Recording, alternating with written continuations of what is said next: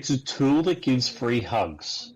Speaking of tools that give free hugs, welcome everybody to Wobbly Player Syndrome, episode 65. That's right. Damn it, I got caught. I was waiting. This is a Warhammer 40,000 podcast brought to you by 5 Aussies who are here. There's one called Michael. Hey, hey. There's one called Adam. Yeah, I'm here somewhere.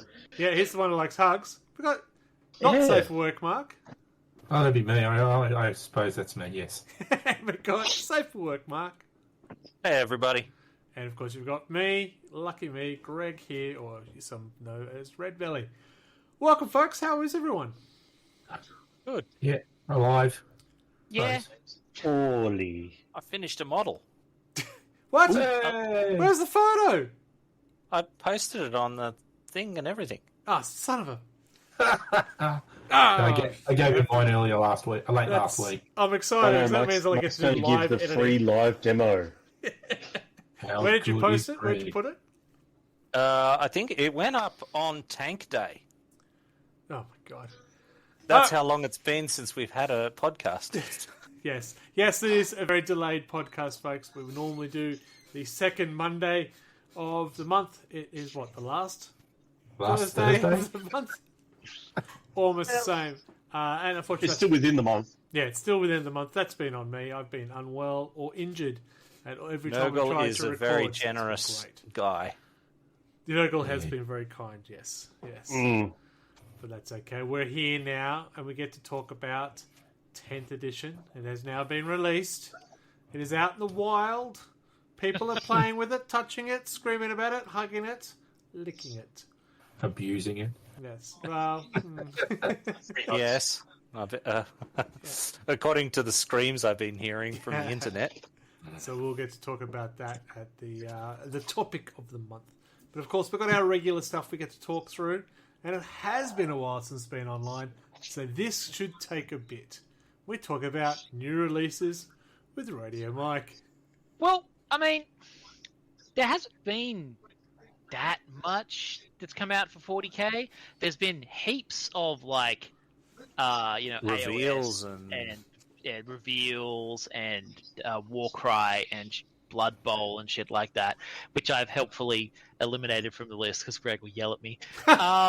So going back in order of release, It's only taken him 65 episodes to work it out.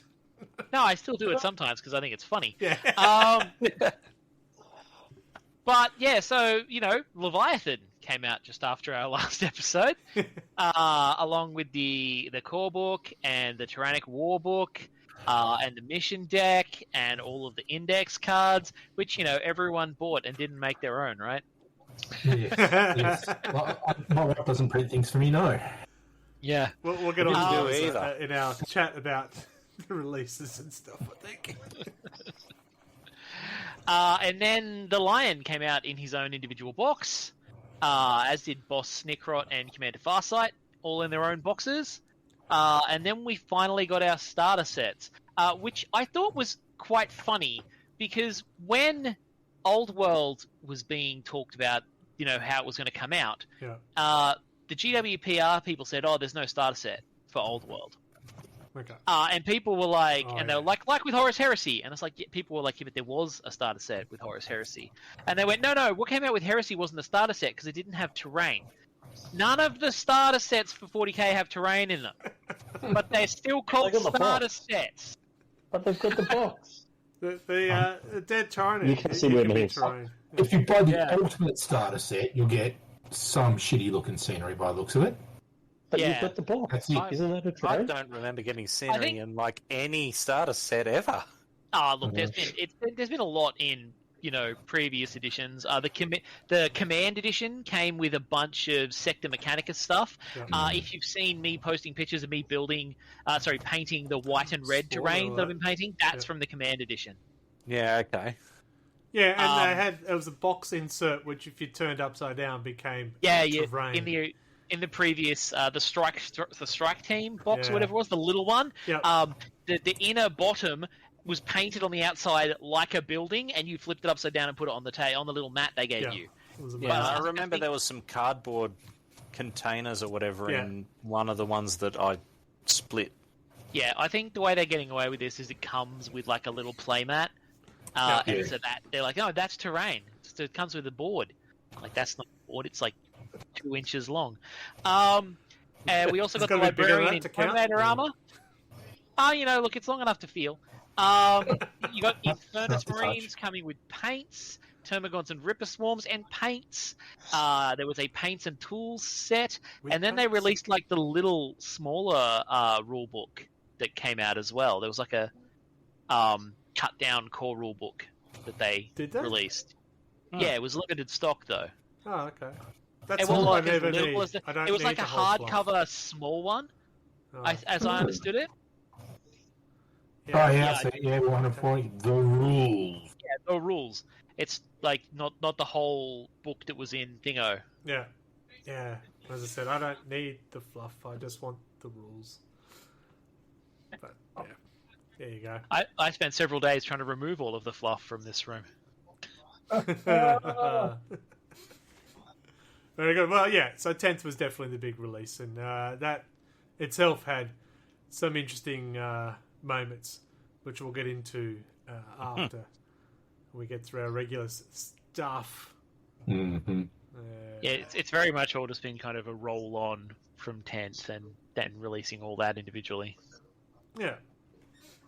Fair enough. All right, we'll move on. What do we need on to I'm next? going to say one thing. I know Mike loves Age of Sigmar. AOS have actually done something that's 40k were doing that really pisses me off, and I hate it. They're bringing out, was it Crusades? So you're driving the story through narrative campaigns. English, fuck, wow. So yeah, they're trying to push extra books out, which will have the narrative drive to make it go towards this and towards that. And I don't like it. Just let us play. Oh, like Try the to- campaign like books your, every quarter Yeah. and stuff like that. Yeah, I don't Yeah. like it. Just give me my general's handbooks with my missions, my point updates, my maps, and all that stuff. Don't crusade me along. It pisses me off. Like, yeah, Sorry, Mike. I was about to say, I've got to say, it is something they said they were going to stop doing with 40k, and now they've started doing it with AOS. It's weird. Yeah, for me, it's the first thing they've done that I've disliked for AOS. So it's a bit pissed at that, but yeah. Not that I'm going to buy it, but yeah. Yeah, but then how good take my is money. the new Free Guild stuff? Holy crap! Looks so cool. Very nice. Very nice. We're going Are you 40K. two okay now? 40K. Yeah. Sam, grab me for that later. It's out of their system. Very Yeah, nice. I should point out every time in the past we've had our podcast up going around, and this is for all the viewers of the podcast. Yep, you'll get it. You have a look at Michael. He's actually tied up and rearranged the room. And we've talked about how many knights he has, and we go, yeah, sure he has that many. Well, now you can look over his shoulder and actually see the majority of them. So it's true. Yeah, I was going to say most of them. I knew it wasn't going to be all of them, but it is actually true. He has more than 2. How many do you have again? Assembled? Behind me is 30. So let's move on to hobby progress. I'm more interested in his collection of power extension cords there over his On left the shoulder. other shoulder.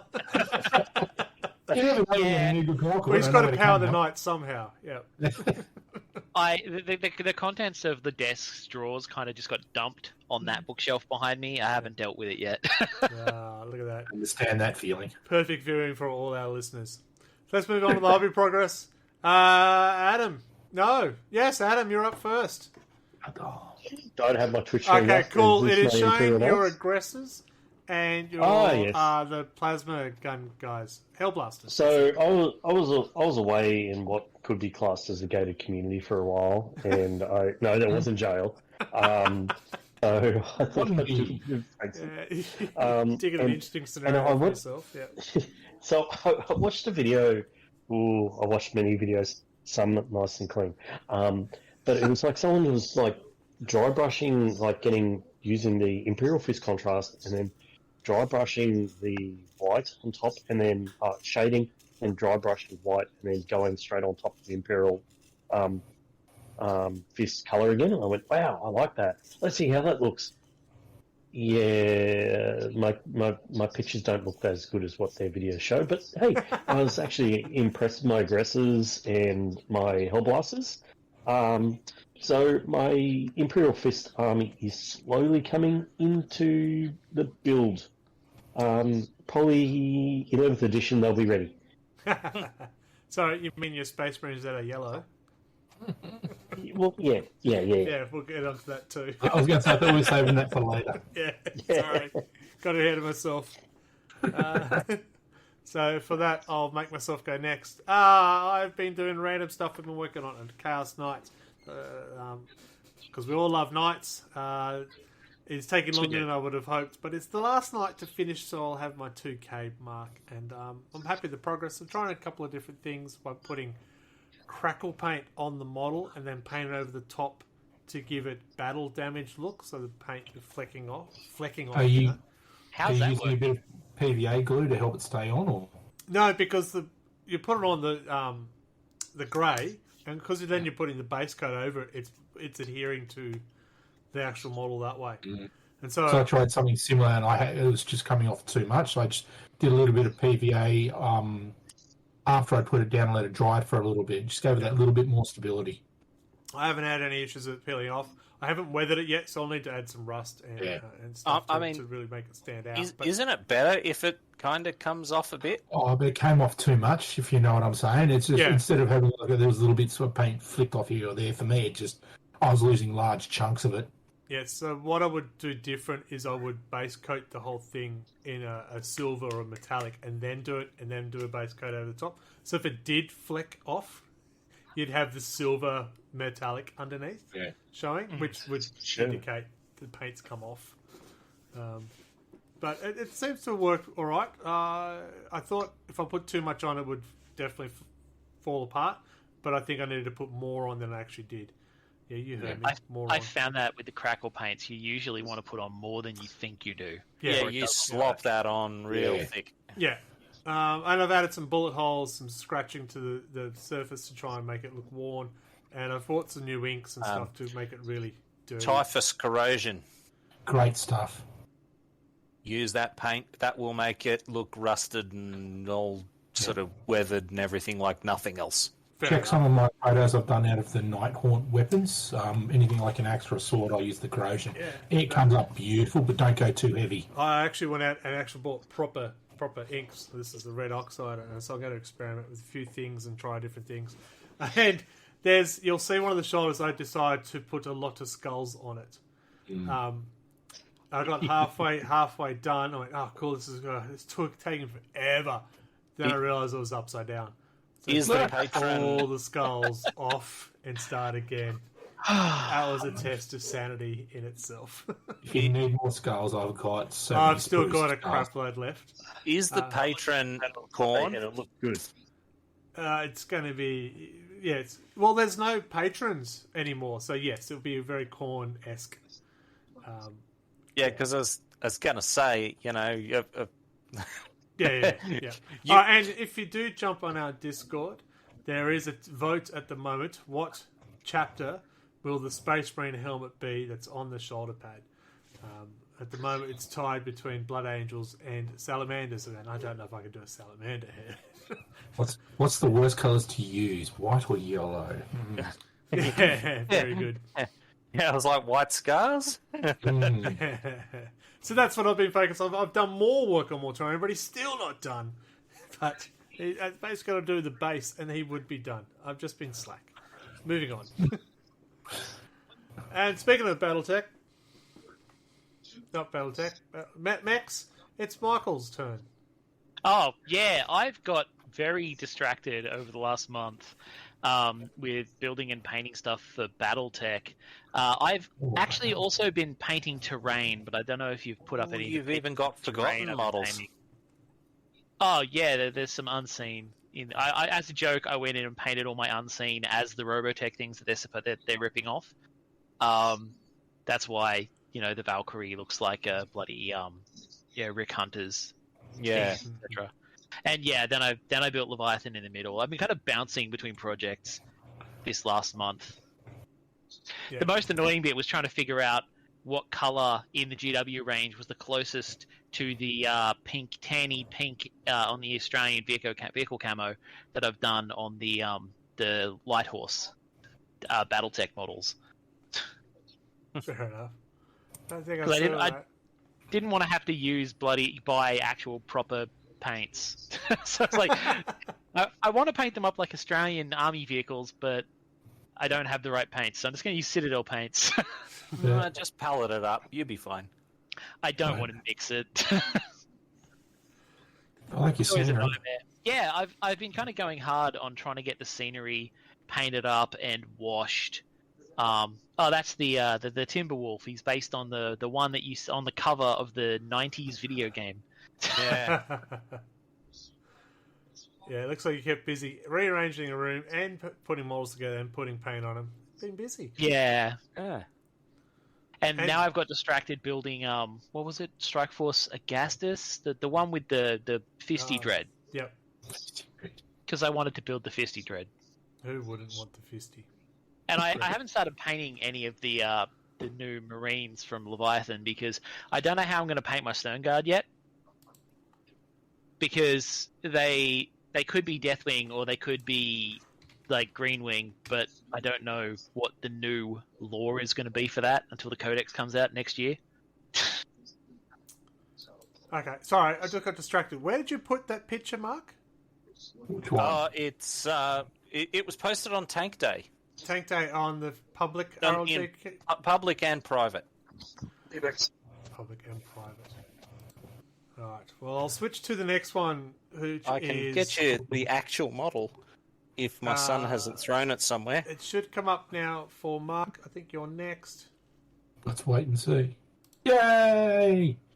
So actually, my slow progress on the what's it called, AdMech forces, that I've actually quite happy with some of them. Some I wish I'd burnt and thrown away, like the what's the best way to describe them? The Cataphrone destroyers, not breaches. They're ones I'm building now. I spent so much time on some of the ingrain and the little pipes and the wiring and stuff. They give that detail. When I look at the models, I see them parts on. I go, oh shit, I've missed that, and I've missed that because I was trying to get the detail for everything else. It's just frustrating at times. But yeah, so slowly working on that. We've got my big droids, but the ones I'm really loving the most are my little robot ninjas. I can never remember their name. Oh, the Sakarans? That's them, Rust yes. Stalkers? Rust Stalkers. I think mine are the Infiltrators. Oh, yeah. I just like it. It's a little bit of fun trying to find a scheme that works with them, trying out a new couple of things, a lot of dry brushing on some of the smaller details and finer paints. So I'm happy with some of them. Some of them I just wish I'd burnt and thrown away. But the trick is on some of them, on the Castellan robots, 2 of them are 3D printed and 2 of them are actual GW models. So I'd love to see if people could figure out which ones are which. Obviously, that's a bit harder on the audio podcast. Yeah. It sounds like... I'll put them up on the Discord channel if anyone wants to have a look at, and happy for them to take a guess at it. Very good.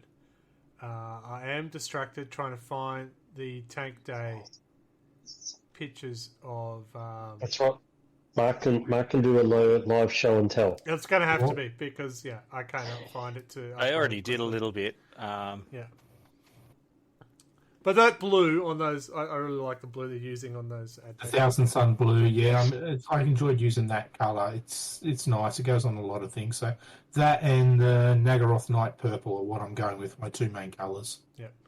All right. So, Mark, you also have something to show off. Let's see if we can... There you go.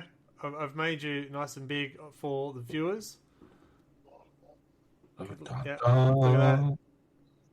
It's looking good. I love the colour shell. 360 view. Lobster. Yeah. Ooh. Yeah. It took a while to get the fade down for the sort of the dark red to the orange there, but I'm reasonably happy with it. Very good. Excellent. People have done stuff. Only 3 more models to go, and then there's no more NIDs to paint. But look at all the new stuff that's coming out. They look amazing! I love it, but I have no money. I have 2 half boxes of mids. I've got a shit ton of Nighthawk and AdMech, but Diablo keeps getting in the way. Fair enough. I keep finding more things. I found an entire Battlefleet Gothic fleet that was on my desk that I I forgot was saw there. that. I've got Marvel Crisis to do, and Oh, yeah, I got them as nothing well. stops. Yeah, I still got that.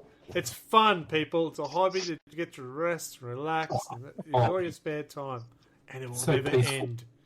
I found my Nurgle Plague Toads just in time for them to go into Legends. Yes. All right, let's talk about battle reports, because one of the reasons we did originally delay the podcast is so we can try to get some games of 40k in, the new 10th edition, and then injury, sickness, and here we are now. But battle All report bits. number 1 coming up is, don't go too far, Adam, it is the World Eaters I was just going in a view of like versus Dominoes, Drakari. even though everyone heard it. You didn't need to see it. So this is I'm the doing it last for the match I listeners' play. I've pleasure. actually been able to play 4 matches of the 10th edition, 2 2Ks and 2 1K matches. I've been pretty fortunate. But So let's, Adam, the- talk about the devastation that was World Eaters going, "G'day, witches." well, the funniest thing is I turned up and I didn't tell Greg who was playing first off. And I turned up with my World Eaters. Now, they've become quite expensive. A lot more points and a lot less models on the table. But I was quite impressed with the amount of damage they outputted. Now, they're still lethal when they get in hand-to-hand. But by the end of, I think, turn 3, Angon was long gone. Actually, quite surprised how long he lasted. He got shot I off the was table with expecting- scourges. I went, holy crap, that worked. Yeah, but the mortal wounds hurt me. Yeah. And unable to, the luck of the draw. So 3 6s, I can bring him back. Did not get any 3 6s. Excuse me. Nope, that was me coming. It's probably going to come halfway through the chat. But yeah, it was fun. And I should, I'm now wishing I didn't go the Gambit because I would have probably got a lot more points. But you went the Gambit, and I thought, I'll go the Gambit as well. Hey, I thought, why not? It's something fun, and it was a good twist. It was a good, fun thing to do. I think Yeah. really enjoyable. I think it would have been a completely different battle if you brought your Death Guard or you brought something else. But yeah, it was fun. Yeah, I'm having a bit of a giggle because Mark's now setting through attachments, but they're coming up on the stream. Yeah. What is that in the corner? Click here for attachment. Oh, look, he's trying to send me something. So nice. So Gambit is a new mechanic in the game. So if you're at the end of turn 3, if you think you have no way to win, you can choose to ditch trying to go for primaries and go for a Gambit, which is a pretty extreme scenario to try and to achieve in the next 2 turns by the end of the game, but it can earn you 30 victory points. So it gets you right back in it. The secondary is still in play, but it takes away that primary. So I was severely being slaughtered, so I went, I'm going to go for a Gambit. Why not? Let's give it a go. And Adam And I went, thought, that looks no, like my fun. And I went, my luck, I'm going to lose, so I'll go Gambit as well. Yeah. So it was good. The World Eaters smashed me, but it came down to the Gambit to see if I was going to steal the win. If I'd rolled a 10 plus on 2d6, I would have stole the win because of the Gambit. If I rolled the same, I would have stole the win as well. I didn't roll a 10 plus. So, yeah. So it ended up being about a 20-point loss. And I didn't really have anything on the table. But that's fine. It's fine. It was fun. It was good fun. Number 3. No, what's this one? Death Guard, AdMech. Oh, okay, so this is my game against Deadman Talking, or Rob, as you like to call him. Oh, this is 2 games. You'll actually see 2 lots of photos, because this is also AdMech versus Eldari. No, that is... Okay, it looks like there's a mixture of battles in here at the moment. So I played AdMech with my Death Guard. That one I know for sure. And because I wanted to see, and there's a lot of people complaining about how bad Death Guard are at the moment. So I wanted, right, I don't care. I'm going to make it. I'm going to be able to win. I didn't realize AdMech was just as bad either. there was one match part where the Techno Priests and my Plague Marine sat there for 3 turns in combat, hitting each other with large fish. Just could not hurt each other. Now your turn.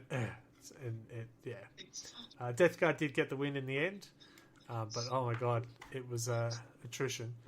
And then there was a Thousand Suns versus Eldari photo in there, but I thought that was a previous game. I thought that was one that Mark you were at. So I think that's an old photo that's snuck in. So we'll ignore that one. Not mine. Yeah, the other Mark. Yeah. Yeah, that's a good point. Where's the photo of your match, Mark? Because you played. I haven't played any 10th. Really, that was a 9th edition one? Okay. Yeah, the last games I played were 9th. Right, we don't speak of them. It's dead. Moving on. What's this one? Oh, I was hoping Anthony would be here tonight because, again, it's me versus Grey Knights this time. Death Guard versus Grey Knights, starring the Giant P Demon. If everyone's been watching my Instagram, the Plague Burst Crawler been painted. It looks like it's got peas all over it. Is there pictures of Grey Knights here? Because I haven't seen any. Oh, yeah. There's a Nemesis Dreadnought in the back. Yeah. Yeah. For me to take the pictures of the Grey Knights, I would have had to move. Yeah, well, you know. Yeah. But this is my first run with Mortarion. I wanted to see if he was the death on a stick that he was in Ninth. He's not. He's intimidating, but he's not. It actually took a couple of turns to take down a vehicle with him. Death Guard, I think they're a playable force. There's definitely things for them that they miss that they used to have. Their range has been really hampered, but I think there's a way to do it. And it was against Anthony and his Death Guard. That if everyone's watched games before or listened to us, Grey Knights is a bogey team for me. I've never beaten Anthony with his Grey Knights until that game. Yes! Finally beat his Grey Knights. Oh my god. Much joy was had, and it was with Death Guard, so woohoo! Anthony, you're out there? I'll buy you a beer. No, I beat you. You should buy me one. Yeah! But it was a fun game. Playing at 10th edition, we're using tactic cards, so not fixed secondaries. We can talk about later. Last battle report. Please don't be one of mine. Oh, look, it's one of mine. It is Salamanders versus Admech, but it's not me talking about this game. It is Mark. Not safe for work, Mark. Admech fucking suck when you don't know what you're doing with them. I picked wrong ones for what I was really trying to do. I've gone over the details after our battle, Greg, and yeah, the stuff that I had picked, as we discussed, low AP. Now that's what killed me in that match, low AP. I wasn't able to do any real damage, but then I went back and looked at what I had, and basically all the stuff that I had was low to no AP. There are plenty of good choices out there. That would have been. Yeah, I was going to say, how did you manage that with AdMech? I didn't think that was possible. No, I was surprised at the low AP. Yeah, it was me screwing up. It's like a lot of my weapons were big, shooty, powerful weapons, but they just couldn't get through the AP, and it was pretty much my own error. Because first game I've ever played with them, I didn't really look at them properly, so shit happens. It's my own fault. But having said that, they held their own for about maybe 2 rounds. And then Greg just started delivering, absolutely destroying them. And I think I had one figure left, and I said, "No, I'm going. That's it. You've got me. I can see there's no way on earth I could come back." He was already 30 points ahead of me at that stage. So it's, what can you do? What can you do? Yeah, it was my first run with the Salamanders, and all the Marines that are green. Wanted to see how they play, and yeah, they didn't feel like Salamanders. Like I put Flamers in there, and they're just Flamers. Not very exciting without the Salamander bonuses. The units that I picked were either follow up after the destruction or light high speed units without much kaboom. So maybe, I don't know, if I do it properly next time, which I've already started to build up around, I'll give you another go, and hopefully I'll be a little bit more of a challenge for you. Sounds fun. Yeah, they're not fun if you don't know what the fuck you're doing. I'll say that. I'll bring demons. I don't know what I'm doing. Well, I still haven't tried Admech. I haven't tried Astra Militarum yet, or Chaos Knights. Has anyone done crons yet? No. No. I might pull them out of the dust, maybe. I don't know. Yeah. Still I've hate tried the latest crons. versions of them. So I've still got 3 factions I haven't tried yet. So yeah, too many I still got armies. Crons, Craft World. No such thing as too many armies. Not enough armies is the Not enough. rule. Two for each format of the game's enough for me. Yeah, 6 is too many. Whoops. Well, with we'll talk- Firstborn going, I think I've only got 1 army now. They're The not. rest is They're not. display. They're not actually gone yet. Not yet. White flag. White flag. Michael, did you have a chance to get a game in at all? No. All of my tables and surfaces throughout my house have all been a bit of a mess. Terrain. Right? And- That's just terrain, mate. I didn't have like a flat surface to play on. Crooked terrain. It's just crooked. I was going to say it's very 3D. Yeah. Yeah. It's been a crazy month. Yeah. Fair enough.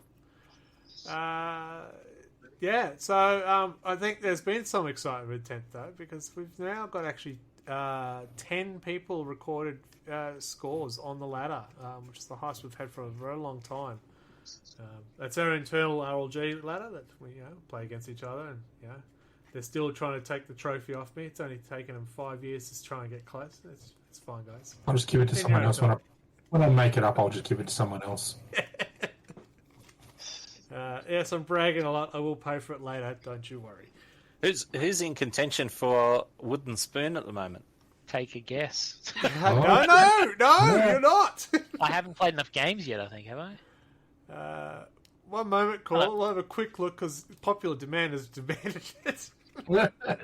Who is Stone Motherless? Okay, We should forget about who's going for the ladder. Who's going for the wooden spoon? That's there the are conversation 3 should be. people who are currently on the same points at the bottom of the ladder. And 3 of us in this chat.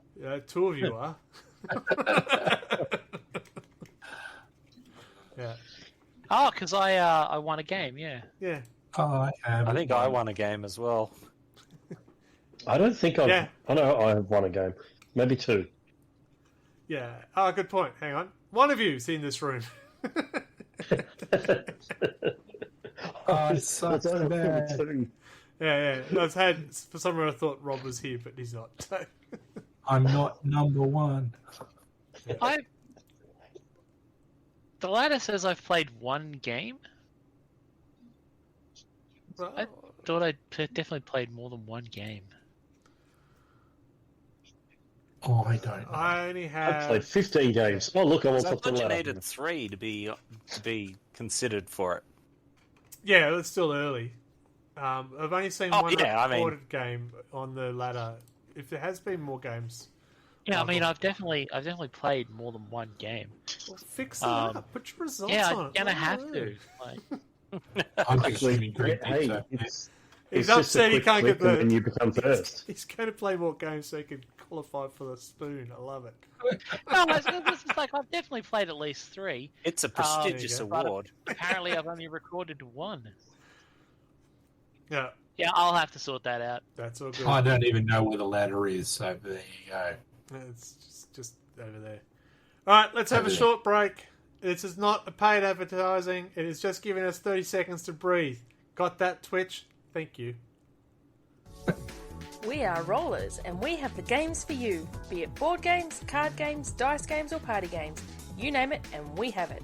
Find us online at rollersboardgames.com and follow us on Facebook and Instagram at rollersboardgames. From acoustic to distortion, Storyboard Concept is music that's honest, relaxing, and full ball rockin' music. Follow Colin at storyboardconcept.bandcamp.com.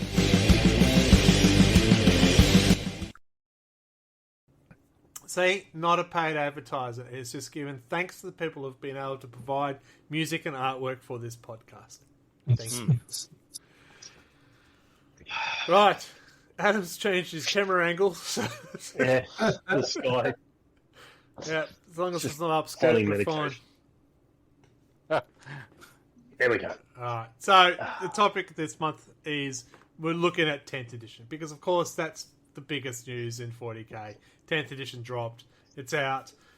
There was concerns about shipping. There's been a lot of vocal feedback regarding how the game plays, how some factions have been treated. There have now been tournaments played, so results are coming in for that. There's been a release of MetaWatch, and a whole lot of other stuff's happened. We're going to keep it simple. We'll break it down to just... We did it simple. Yeah, we're going to break it down to just sort of 3 key areas. We'll look at the release itself and what we thought, how that was handled. Then we'll look at the gameplay for the people who've played and see what they think of how that the mechanics of the game are. And then we'll go the aftermath. So it has been, 5 weeks? Something like that, yeah. Maybe not even. Something like that since it's been out. So what's happened since then? And yeah, Legion Dies might come up as well. So there you go. So let's start off with the release. Now, in our last episode, we talked about the pre-order situation. They were talking about that some of the FLGSs were being told that they weren't getting not even half as what they were originally allocated, as of some mad panics with pre-ordering and things like that. What was the fallout in the actual reality of that? Didn't affect me. No, I didn't hear anyone yelling and screaming about not being able to get it. And that's my point. Didn't affect me was what I heard a lot around the places, because I think G-Dubs, whether it was a planned or unplanned thing, but everyone went, oh, G-Dub was saying their stores have got it all, or online's got it all, I'll just go there. So I think it may have been a happy accident for them. I did the pre-order through GW, and I was half an hour late, and I got put on hopes and prayers at our local store, right? And I went, I hadn't heard. Next thing, the day before the release, rings me up going, oh, you haven't paid for this. Do you want to come and pay for it? I went, but I was in hopes and prayers. So now I have 2 boxes. So if you didn't get a box, Adam's address is 555. But yeah, that's what I mean. I was like quite surprised because I was in the hopes and prayers. Like, you've got to be in the prayers section. I was in the nosebleeder section, but I got one, the second one, and I was like, I was quite surprised I got it. So I think the hype was overbuilt, trying to say, look, we don't have enough and stuff like that. I don't know whether or not people actually Maybe they crazy with the pre-order. Maybe they lowered the pre-order allocations, but then made sure that there was actually copies on day one for regular people to buy. What I saw a lot of was, third-party stores having their order numbers slashed, people having their pre-orders at third-party stores cancelled because there weren't enough copies to go around, but actual GWs getting enormous pallets, way more than they needed. That's what I kept seeing. That was the story over and over again. So most people, like people who wanted it, got it, but they didn't get it from where they wanted, and they didn't get the cheaper copies from people who weren't Games Workshop. Yep. So it very much felt like GW kind of pulled the rug on the third-party stores in order to sell more through the actual stores. And they were telling people they were going to have so much stock that you won't have to worry about it, just turn up on the day.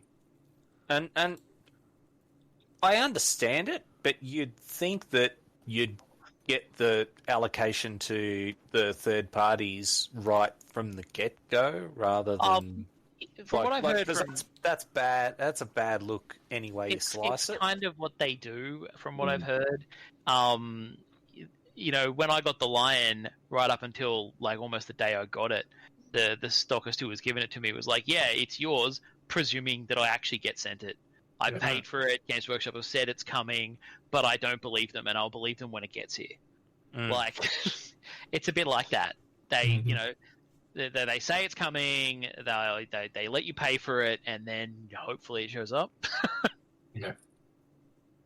Yeah, and that really stuffs around the third party guys. Yeah. Yeah. Third-party stores are not a priority for Games Workshop. No, but the funny part was that they got the stock in the end, the third party. Yeah, the stock. Well, not Did all they? of the Did third they get parties it all? got the stock in the end. Yeah. But people got the stock in the end because you bought it from GW or online. There was availability, just not at the price you wanted. Yeah. So. Or the place you wanted. Yeah. Yeah. And we don't know. I know that one of the original things was that it was sold out in the US and some other areas. I don't know what happened over there. We can only reflect on our local area or what we see in the social media. And a lot of social media said, "Look, they're making forts out of the boxes they actually have," and that was for local hobby stores. That wasn't for GW stores. So it was kind of weird. It was a weird scenario that. Here, you can have 10. No, you're only getting 2, but here's 15. For a few people, I thought that, yeah. And as Adam went for, it's an unknown, I'll go get one from GW, which we're trying to support our local, which GW will get the money anyway. Yep. It gets quite frustrating. Now, did you go down on day one to pick it up? Me, my first stop was from our local was my first one, and I stopped off and got it, and then about 5:30 in the afternoon, I went to the local GW store. So, and I bought stuff from our local as well. So I got my paints and extra paints and stuff like that from our local, and then GW. I just got the box set, and they still had in GW. They had like another 6, 7, 10 boxes just sitting on the table. Yeah, it doesn't appear that it's hard to get hold of at the moment. Still, if you can find it online pretty easy if it's not your local and stuff. There seems to be, I don't know. Pre-order now! We're running out! Except for all the ones we found under the rug. Well, I mean, in their defense, most of the people in Games Workshop stores that I spoke to were very much of the line, there are heaps of copies, don't worry. Like, I heard them telling people that all the time. Yeah. And I was kind of like... I also wonder if there was a bunch of cancellations and stuff, because, interest rates and all of that type stuff. Maybe. I imagine there'd be a fair few people whose mortgage went up by 50%. Probably went, Warhammer's not my priority at the moment. Make a house out of sprues. The positive, though, right, because in the end, people could get hold of it. All those scalpers. Yeah. I'm going to see what the price is on eBay at the moment. I do enjoy that. I think the communication from GW was pretty poor, but the outcome worked well. I like seeing scalpers not make money. It is. Yeah. It does really warm your heart, doesn't it? Yeah, it does. It makes that warm, fuzzy feeling. I can't see... Oh, yeah, Leviathan, some Sternguard veterans for $54. Sternguard Veteran Squad, $62. Yeah, so that's about the price you buy on the buy now one. If you click on the buy now one, that's $52, and I'll deliver to your place tomorrow. Yeah. I did a quick check. Amazon don't have any stock. Yeah, Adam's link is 555. Okay, so what? Space Marine half, some clown, $250, $20 postage. Yep. Fair enough. Helen is dreaming. Yeah. Yeah. So I sit on FaceTube all the time. Am I wrong to say that the index cards though weren't available till the following week? Yeah, they didn't come out at the same time. Yeah. I thought that was odd. And there was sweet fuck all copies, as far as I was aware. That was the one they stuffed up on. Yeah. Yeah. They should have had them up and ready. Yeah, I was seeing a lot of chatter around like where to get the best card stock to print out the cards and. So, yeah, it was strange. Okay, card ideas. I like it. It's easy to. I've played a few games. It makes it easier if you have those indexes as opposed to the app. Now, the app itself is actually good. Yes, I said it out loud, recorded in public. The app is actually good. I have heard that from multiple people. Yeah, they I like the finally app. The got app it is- right. The app is built off the Age of Sigmar app. Yeah, and it I'm uses actually- power level. I've had a look at the APK code behind it, and it is pretty much a clone with a new face over the front. Yeah, with a Yep. larger number for the power level. But Oh, we are still playing power why level. reinvent folks. the wheel when AOS 1 works? Yeah. So It's good to see them learning from Silver Tower, because when it came out, it had like same thing. You had cards for all the heroes, Yeah. but you couldn't buy them. You could there was only the app to use with the extra heroes, and for about nearly a year, there was this thriving business online of people making cards of the hero packs and selling them. Because I bought some online because I was like, I can't fucking play with all 4 players using their phone instead of a card. yeah. Like, Yeah, we'll talk about the game itself when we'll come to back to the cards and things like that. They are good. The app Here are my is very cards. good. I was quite impressed. Yes, Joker Paints. We're not being paid for this. The app is actually good, and they made it free for everyone. It might be only for a short period, but it's actually free to use at the moment. So it gives people the tool to play and use and build an army. And when as soon as they take it away, I said, "Oh, I need that." So yeah, it's a good marketing material, right? So, there's my cards, Yeah. Well, if they make it reasonably priced, and they I won't. imagine people will pay. Reasonably They priced in GW. Now we're getting back to the lies. Yeah. But Well, I mean, they could have hit their head. I don't know. They do that from time to time. I mean, just look at some of the positive things that GW have done over the last 5 years. yeah. Yeah, but the funny thing is, the Age of Sigmar app builder was free, and it is still free.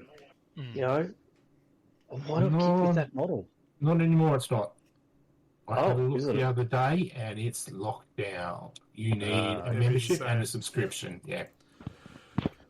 Because I wanted to check and see whether they'd kept it open, because it was a really great tool. No, it's only recent that they've locked it, I think. Okay. So, in the end, the release, poorly communicated. Well done on the execution, though, because stock actually arrived. People could get hold of it. Bizarre that you had to wait for the cards for another week, and the cards were wrong on a lot of the cards. yeah, that was so dumb. Yeah, I think the lesson for here is errors. don't pre-order. So that's a big mistake. How do you get those cards wrong? Yep. Well, because the indexes were wrong, weren't they? Like, they just released Yeah, a so we'll get to that raft too. of erratas. Yeah. Well, the fact that it had to put an 18-page, what these rules actually mean, like after day 2 or something, when they put the rules out. Oh, no, there was a rules commentary that came one. out, like, right at the start. Yeah. But it's kind of funny how, here's the rules, you only need this 2 pages of rules. Unless you want to know what they mean, then you need to get the commentary. But the In their defense, that was in previous rule books. It just wasn't cool. It wasn't a separate document. It was just the back of the book. Oh, You know, yeah, you're It's right. basically the advanced rules section from Ninth Ed. But it's Like, also dealing with people who goes, but that's how it's written, but that's not what it's intended. Yeah, it's for them to explain shit like how do modifiers on modifiers work. When do I add and when do I subtract Yeah, and when do I correct. divide? You know, that kind of stuff. Yeah. Doesn't matter for most people playing the game, but once you get into a tournament, it's going to matter. Yes. Yeah. So you mean that on, hey, your Hellbrute hit me or targeted me, I get to attack you. And then the other Hellbrute goes, hang on, you targeted me, so I get to hit you back. Hang on, you hit me, so I get to attack. And that one round battle round would just keep you guys keep fighting. That's just on World Eater Hellbrutes, wasn't it? No, I think that's across all Hellbrutes. Yeah, I remember hearing there was basically fights to the death between 2 models that would just kind of take over a portion of a game. Yeah, fair I enough. think that's just straight Hellbrutes can do it. Cool. No, the GW Hellbrute is different. They don't have that rule at all. Oh, is it? Okay. They've got something different. If I hit you, then you become a contagion range. So you can, Okay. you're always in contagion range. Well, I'll have to have a look at the Chaos Hellbrute and see what it does. Yeah. So Chaos Space Marine one. yeah, and that was it was kind of weird how there's little things like that, like a Demon Prince from Death Guard doesn't have Deep Strike like every other Demon Prince in every other faction. So there was things like that. It was weird. And Death and Guard I wonder how pistols much weren't of that'll pistols. get fixed. They're fixed now, but we'll get to that. Let's move on to the next part. We want to talk about the game itself, because we've had at least 3 of us have played. I'm assuming at least 2 of you have heard commentary about what's going on in the world. Yeah, some of them all nodding. Yeah. Now, Mark, I'm going to treat you like a new player because you didn't really play Ninth at all. So I'm treating you like a new player coming into the game. How did you feel? There were some parts that were smooth. Yep. We'll admit that. But in my opinion, they were the parts that I don't think had changed very much or even at all since 8th or even 7th. So they were still relatively, familiar, smooth, comfortable with myself. But there were some things that I did not like and made 0 sense to me whatsoever. And the only one I can remember off the top of my head, there were a few at the day, but one that you and I was discussed about was how if you might need to clarify this for me, Greg, because I'm bound to have forgotten something. Cool. But I attack, the defender goes first on something. In combat? Yeah, that makes... in terms of activations in the fight phase? Yeah, makes 0 fucking sense to me. Defender goes first unless it was charged or they had fights first. Yeah. That makes 0 sense to me whatsoever. And so this is a silly sentence, I know, but let's add a tiny bit of realism here. How can the defender know what an attack is going to do if the attacker hasn't done it yet? How can they defend properly? Overwatch, I see. Yep, no worries. But to me, it makes 0 sense whatsoever. It's a gameplay thing so that they don't get all of their charges and then get to attack as well. Yeah. That makes no sense. There. That still makes no sense to But me at all. It doesn't balance it. If I'm Team A and I charge you, I'll go first because I've charged you. Then in your turn, Team A gets to attack again. So you get a benefit of making that charge because you will actually get 2 first turns unless they have first turn rule. So I've got the first turn of the charge and that's turn 1. In turn 2, then it becomes your turn. I'm the defender, so there's a benefit of making that charge instead of standing Still back. doesn't make any sense to me. For me, in the 9th, Slanesh had fight first. Yeah. Which, even if you charged, I got to fight first because they were just like glass cannons. You hit, they fell over, so it kind of made it a bit fairer for that. Yeah, and oh my god, the fight first and fight last mechanics of 9th edition. Oh, that was a nightmare. It wasn't Simple bad. now. It was when you have 2 people come up, but I make you fight last, but I have fight first. But then I've got this, and it was... The errata said that they cancel each other out if they both Yeah, make there's each other. overlapping stuff, yeah. Now it's So quite much for simple because there aren't rules. anything to make you fight last. It's always fight first, charge, defend. Done. Move Yeah, on. So much for simplifying the rules. To me, I just found that part extraordinarily confusing and pointless. And while you guys, Michael, you might be saying it adds balance to me, it doesn't add balance. It doesn't seem to add balance to me whatsoever. It just adds a confusing aspect on, well, I'm attacking, but you get to go me first. It just doesn't make sense. The reason they go first is because you're not attacking. It's your turn, but you didn't attack them. That doesn't make any sense to me. I'm sorry. You're AdMech, don't get into combat. Here's your big guns. Yeah. But yeah, there were things I liked. I do remember that, but there are also things I've gone, meh. But you get that with every game. So to me, then again, I never really understood the hatred that was 8th. I liked 8th edition. I hated 9th, but you get that. Sorry, not the polarizing opinion you might have wanted to hear. Outrageous. No, it also comes to the fact that we were using the worst tier armies in the list in the meta at the moment, the AdMech and Death Guard. So, and I didn't particularly pick a good force to bring along either. So yeah. Learning. Yeah. Learning. But the robots are still annoying. The boing flick. Oh my god, it was annoying. still fun. It was still fun. I enjoyed it, getting out and having a game. Just there were things I wish weren't there. And that's my opinion. I'm entitled to that opinion. You are. I'll argue that I'm entitled to that opinion no matter what people say. So fuck I the want to lot of ask you. you a Go to question. hell. Just shut up. Oh my God. Fuck you. Fuck you. Data What? cards. You didn't use the data cards. You had your own data cards. Did Yep. that make it easier to run your, as opposed to a roster or trying to look up multiple rules and stuff like that? I preferred using Battlescribe's data editor There you go. because Let's go to someone who Well- likes this stuff. I'll give you a reason for it. The index cards were bloody easy to read. Yeah. They really were. Don't get me wrong on that. I think that's a great idea what they've got there. If I had the small cards, that possibly would have been easier because it just puts it in a smaller positioning to read. Yeah. I'm not going to pay because it's $65 for the AdMech ones. That's ridiculous. So I also sort of got my wife to print them out for me. They are some weird price points. And the fact if I want Chaos Knights one, I have to buy the Imperial Knights one at the same time. So, but why? I don't want Imperial Knights one. So maybe I need to go talk to the person who's got 30-odd Imperial Knights behind him.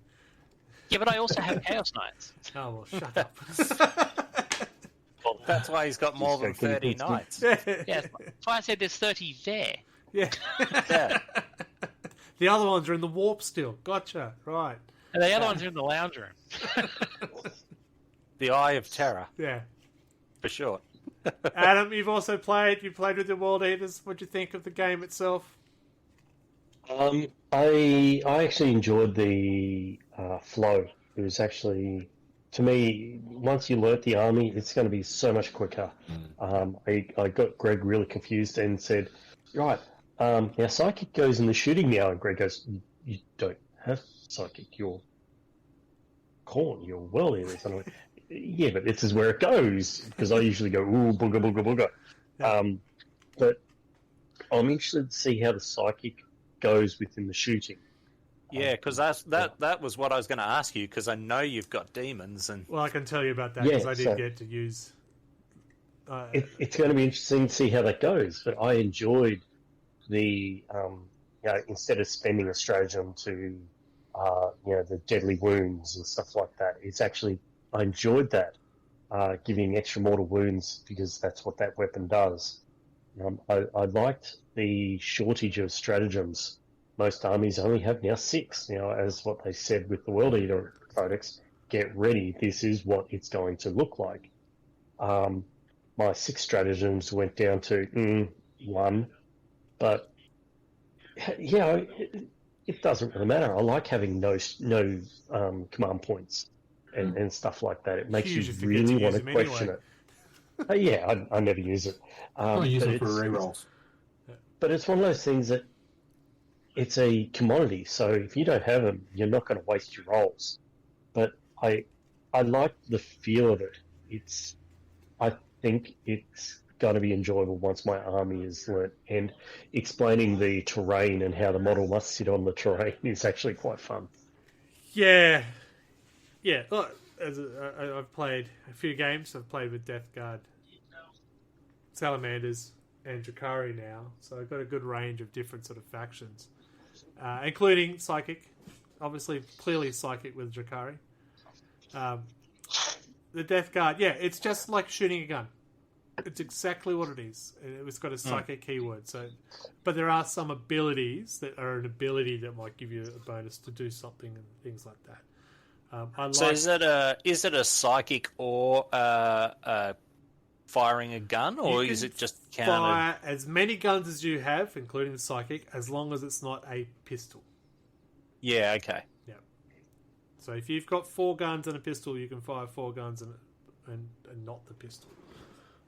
Yeah. So the psychic ability would be traded as a weapon. So if in combat, you might have a psychic Yeah, ability okay. there as well. So there's no... Like if World Eaters or Drakari were playing against Grey Knights or Eldari in the old editions, there's a whole phase would sit there and go, when you're ready. Yeah. Because, can't do anything. There's none of that anymore. It flows. I feel that the game does flow better. The games took for a long time, but that's because we were learning our armies again. We had Games to keep always looking take a at long the data time. cards. But the fact you have those data cards make it easy. And universal rules. Oh my god. Thank you. We only had them for how many decades beforehand? Yeah. And then just, it's little things like learning what sustained hit is, which one again, devastating hit is which one again. So, yeah. Which one's lethal hits again? Yeah. Auto Auto wound. page highlighted. And then the unique changes like the movement, the flying. I don't think flight has a good advantage as it did in the previous ones. Because you don't just fly over buildings now. You've got to go to a weird angle to get up there, and then you're essentially walking across it, then a weird angle flying down it. So you get a little bit of advantage, but not as much as you used to. And little things they've tweaked, like you cannot have a base hanging over the edge of a building anymore. It's got to be able to be on the building for the model to stay there. If everyone recalls that picture with the 3 tanks deployed in a building haphazardly, in some tournament way back, I think that rule's in there to stop that. No more wobbly models. Yeah. I know, we'll have to change our name. Not so wobbly syndrome. Yeah. Hey, the players are still wobbly. One rule that just confused me is the ruins. If you're on one side of the ruin, the bad guys on the other side of the ruin can't see each other. Cool, makes sense. If one guy's wholly within the building and I'm on the outside and there's a window, I can see him, he can see me, we can shoot each other.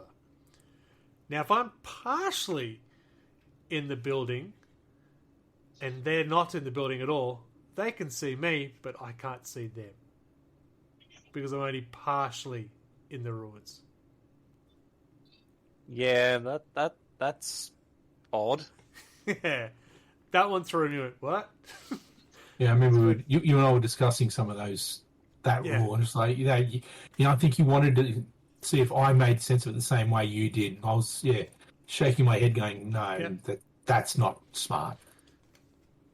Yeah, I think it's to stop things like people who will do the big trails. The lines of units. I was about to say, it's to punish people exploiting being partially in and part out like they have done in previous editions. Yeah. And that's where I find some of those conga line. Weird rules sort of go, that's kind of odd, is to counteract that. Yeah, it sounds like it's a gameplay thing, not a makes sense thing. Yeah. Yeah.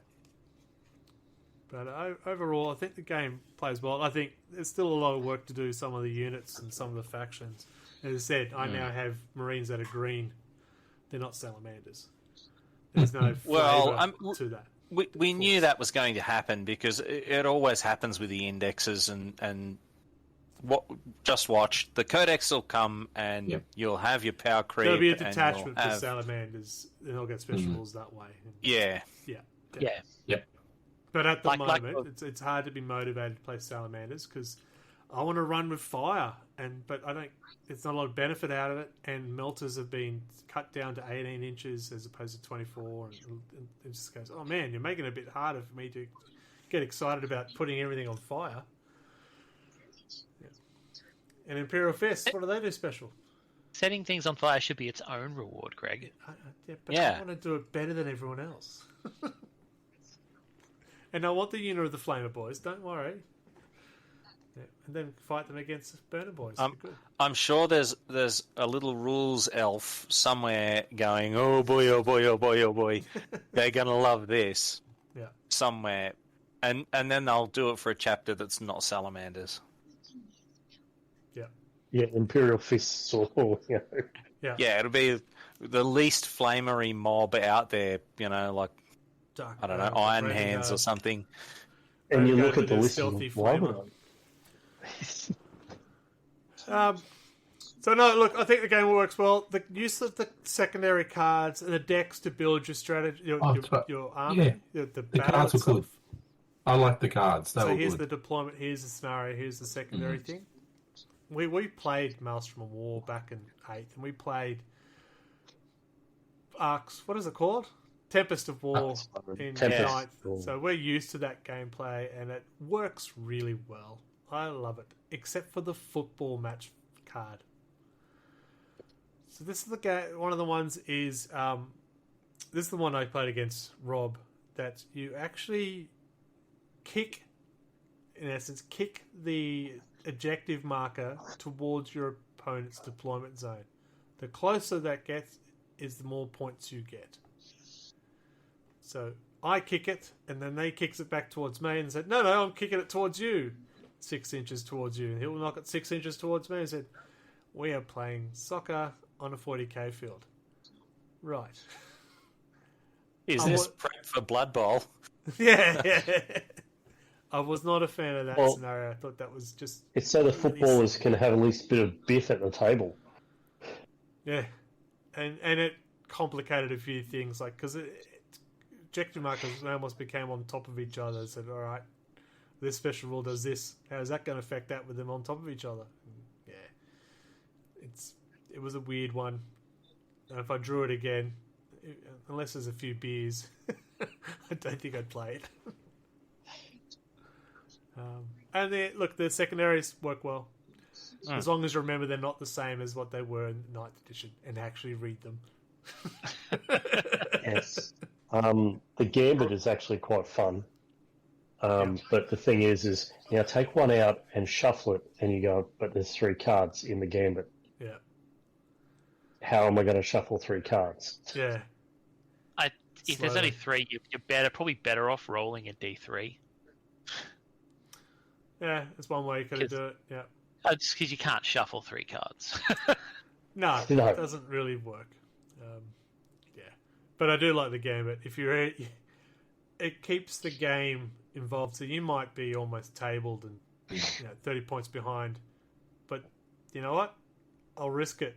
I'll give this a go and see if I can pull it out. I like it. So it continues on. So you've got a reason to play the 5 turns as well.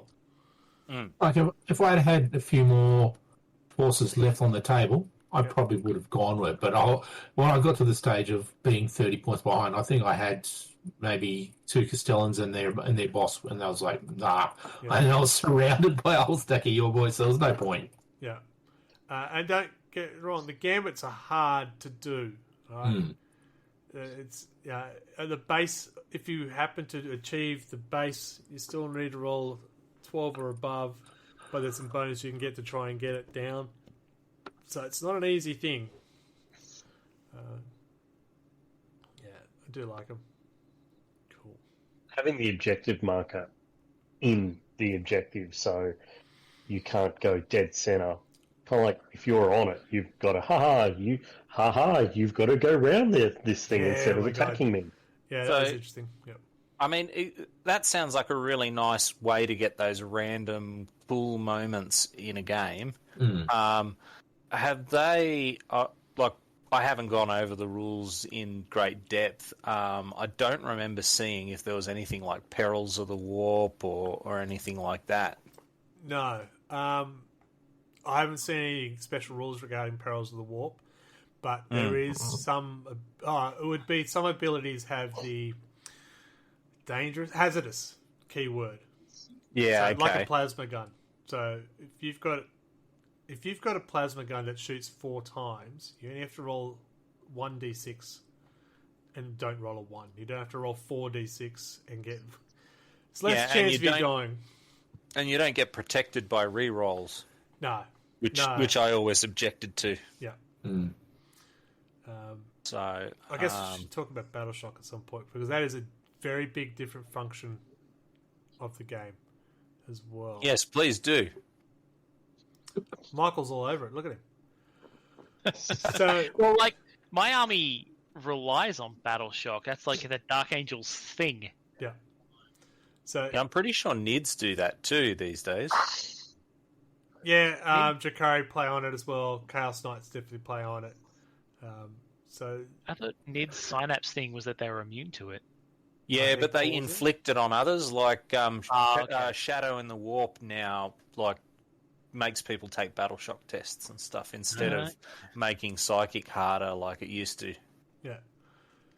So objective control, every unit's got that now, unless you're an aircraft. So to lose that at a key moment because you've failed your Battle Shock test, it can be quite powerful. And then you can't use a stratagem on that unit as well, can be quite annoying. It's unless you're a Dark Angel and you don't lose your objective control. Dark Angels.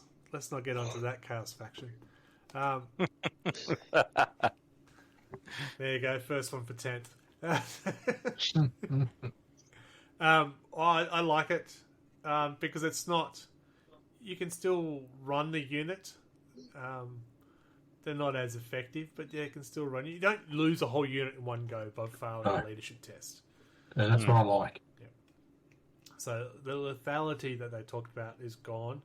Yeah, they've made the guns shorter ranged, and you can't lose all your units in leadership test. That's true. And the APs aren't too ridiculous that I've seen so far. I haven't played against Votan, but apparently they're also a bottom tier force at the moment. Oh yeah, Votan had a lot of nerfs. Yeah. So it'd be interesting to see what happens. They turned our railguns into melter guns. Yeah, they changed our power fist to a heavy plague weapon. So I guess the term is technically correct. But, well, yeah, I mean, there's been a lot of units got that. It's like the Vanguard, all their lightning claws and thunder hammers are relic weapons, or whatever they're called.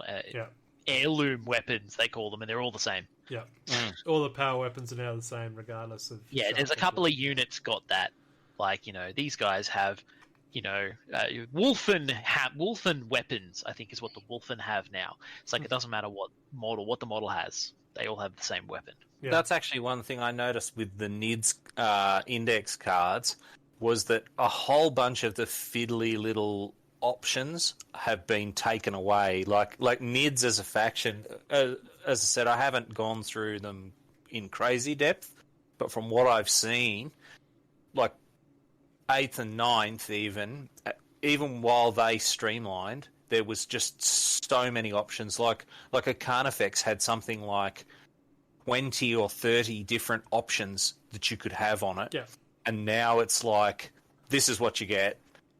Which face do you have? Which back do you have? Which left arm do you have? Which right arm do you have? Yeah. Like you had to arm 4 different arms, and then it was like, do you have these cysts? Do you have the good eyeballs? Do you have smoke launchers or whatever other thing they're sticky taping to them? Yeah. And now it's like, you get like 4 options, and I that's like it. Limiting the options. I just don't like that everything is free.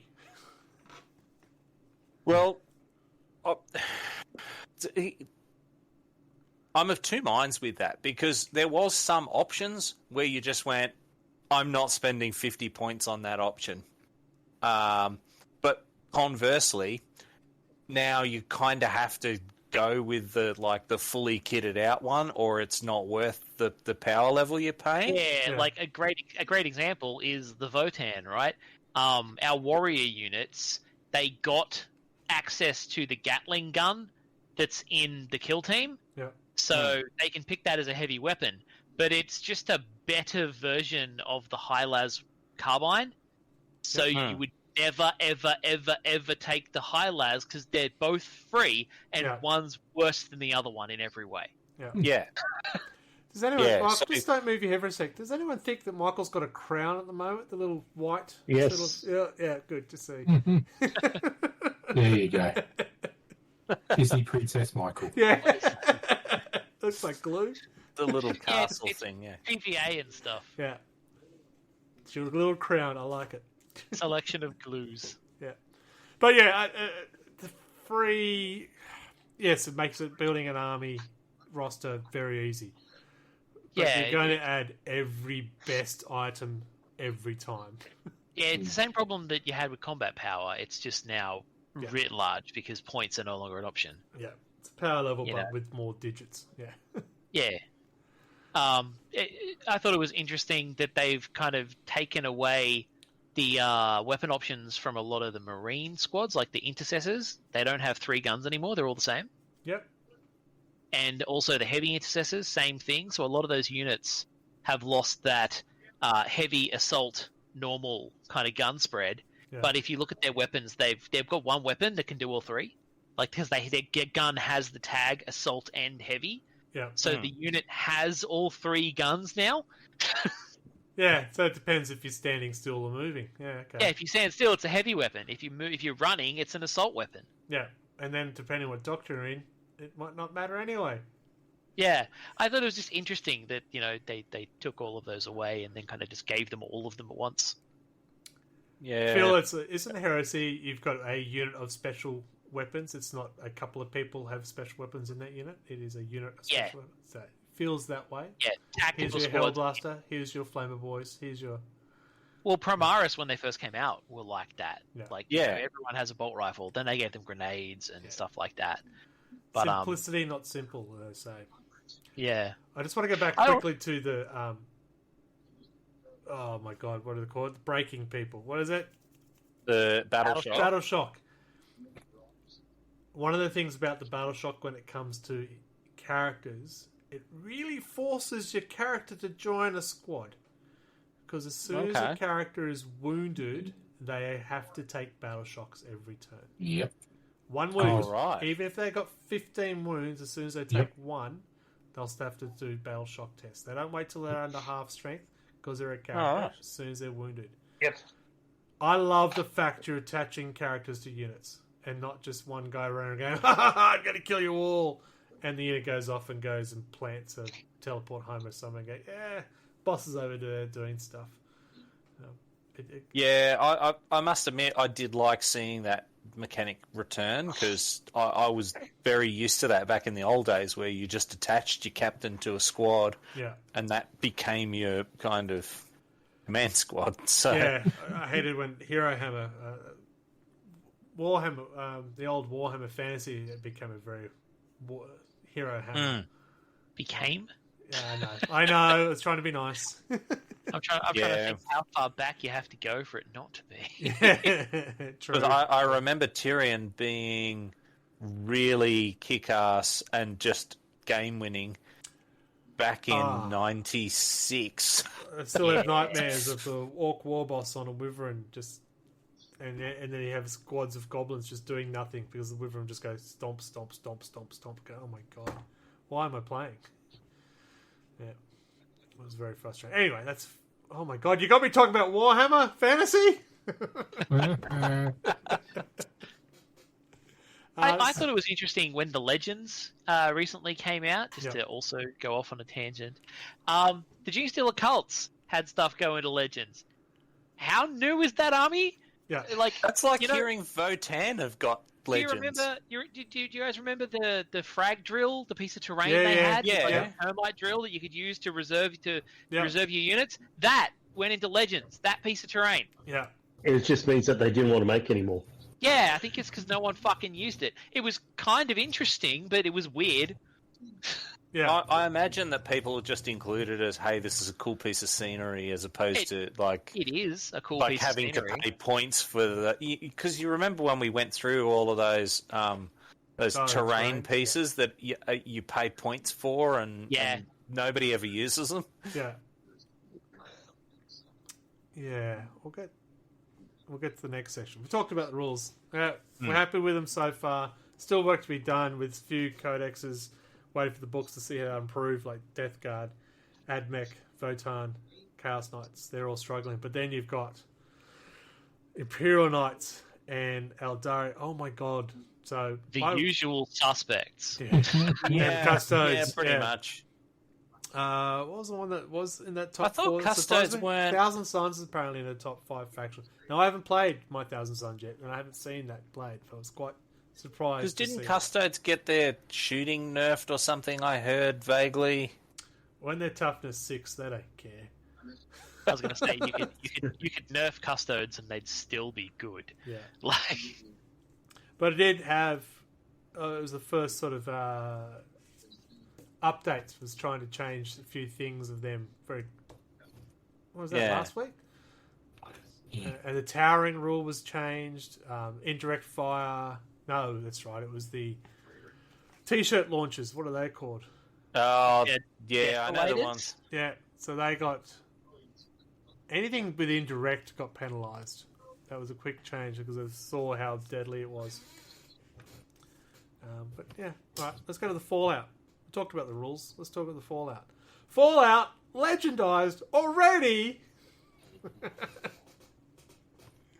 So I have seen a few people sort of go, hang on, you just brought out an index where it made the Scout sniper rifle the most brilliant weapon ever. I've gone out and bought as many as I can because I'm a meta chaser, and now you've just legendized them. Hang on, what? Come Well, on. they didn't put them in Legends, did they? Like, they just stopped making the boxes. Yeah, they're now put They're them in on. the index. Yeah, they're in the index, but they're now a last chance to buy item. Yeah. So Yeah, because aren't they still metal figures? no, No, they're the plastics that Yeah. came out in the there's a lot of the 20. firstborn stuff that became last late chance. 2000s. They're not a Yeah. super new model. Because the only scouts I've got are actual metal minis. So, Uh, Yeah, but those were around when I was in high school. yeah. Well, I mean, Imperial Guard is like that. But I was surprised to see them bring out Index 4 Legend items.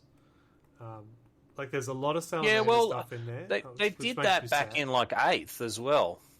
There was a lot of stuff that was in the index, and then when the codex came, it was just, So no, there you go, I your don't index remember that. rules is it. Well, I mean that's kind of what it's for, I think. Yeah. But what I was surprised by was how many things that were in Legends previously showed up again. They're still in the Legends. They've got rules now still. Like, they didn't just go, these went into Legends in 8th and we're not going to reprint them ever again, like they said they were going to do back in 8th. Wow, I didn't pick up on that. Because Well, because when they first announced Legends, they were like, these are the new rules. We're not printing any new rules for these units. That's That was it, the you're point done. of Legends. Yeah, correct. But that stuff is still in Legends. Well, with new rules. I mean, Yeah, with new rules. Calgar in Power Armor, he vanished out of the rule set and hasn't come back. Garrick is True, also but he's- not but he's in the Calgar. He's legendized just or in the Calgar. index. Calgar is Calgar. That's but why they're running it. They're like, But if they I go don't and I have- put my my Artificer Armor Calgar on the board, So- people go, cool, that's an old model, but he's like half the size of the So new one. what they followed up with the legendized was a proxy list as well. So he would be proxied as a captain. So they Yeah, have there all, is- yeah. So this model is is now counts as a venerable dreadnought now counts as dreadnought. And what's it called? It's the legendary units list, Yeah. where they say these specific things count as these, isn't it? Yeah. Or was So that? you can still play them in your friendly matches, not at tournaments, and they would represent this. X thing. Yeah, so Yeah, it's just Necrosis the Undying for the Death Guard, he's become legendized, but he would now count as a plague caster. Yeah, Alright. officially you are supposed to use Marnius Calgar in Artificer as a captain, and Marnius Calgar in Terminator as a captain in Terminator armor. Officially. All right. But if my opponent was like, it's Marnius Calgar, I'm using him as Marnius Calgar, I'd be like, fine. Or kill him Well, either yeah, way. because it's a casual game, and you Yeah. Yeah. don't be a dick. It's not as egregious as people showing up to Heresy games using the Rogue Trader Lehman Ross. Because the modern fucking Primarchs are like that big. They're Yeah. like this, and Lehman Russ was like this big. Bringing the epic Yeah. Lehman Russ to use in a game of Yeah, 40K. it's like modern Lehman Russ, Rogue Trader Lehman Russ. It was a pretty big size difference. Fellas, I'm coming. Yeah. So I was surprised that they had that proxy list, and that's fine. That's good. You can still use there your was- models. There was a lot of utility in there. Like, I felt it addressed a lot of the, Yeah. you've nerfed my models, now I can't use it. You've ruined all this stuff I paid for. It's like, no, there's rules. You can still use them. Yeah. They're pretty detailed. Like, Yeah. You just can't bring them to a tournament. yeah, one of my mates was complaining, they ruined all my scouts. And I'm like, you can still play with them. They have rules. Yeah. Well, and there's nothing stopping you going back to 9th, 8th, 7th, whatever edition that you liked, Yeah. Would you take scouts in a tournament? Probably not. So yeah. Yeah, and like it even says in there, like in the thing where they're doing it, it's like if you want to use your scouts with sniper rifles, use them as eliminators. You know, if you want to Yeah. use your assault squad, use them as Vanguard. Use them as Vanguard They get veterans. Yep. So they got Like- a proxy for them. Pretty much the only thing that doesn't really work in a good way is the land speeders, because the new speeders are fucking enormous with 1 billion guns. The attack bike. The attack bike is an ATV. ATV, yeah. It's They, close. they even changed Outrider squads in the index so that you can attach ATVs like you could with attack bikes. I saw that, yeah. Yes. It was I interesting. wondering looked at if they were and I gonna was do like, that. oh, that's so you can proxy as a bike squad, as Yeah. as an Outrider, Outrider squad yeah. with an ATV. So I was interested to see them do that. Hmm. Yeah, and look, they have updated the errors that they're known errors already. That came out yesterday. I saw it first in the app. I actually saw it on social media. Oh my god, they've changed stuff. And what? And that's where that app. It's good. I said it again, Joker. It's good. They've updated it. Death Guard bolt pistols and now actual bolt pistol keyword. Pistol keyword. It's amazing. How do you make that mistake? Seriously. Anyway. Don't get me started on that bullshit. Well, it does go back to people who spend the $45 and up on the data cards have data cards that are incorrect. Yep. Didn't they contact people to send them new data cards for some boxes because they were so incorrect? I hadn't seen that. I saw a post about that. Where did you see that? I haven't. They're going to seen be anything pretty about that. bad for that. Yeah, They are. 'cause- Oh, that I was. think it was like, I was going to take them off the shelf. I think it was more. It wasn't so much contact people. It was don't sell them. okay, I thought I saw someone, I think it was on Reddit, someone saying that they got contacted by customer service that they were going to replace the cards. It's the only way for them to have that was if they had the details that they bought Yeah. them. But, no. Well, they- that's they probably ordered an them online order Yeah, or something.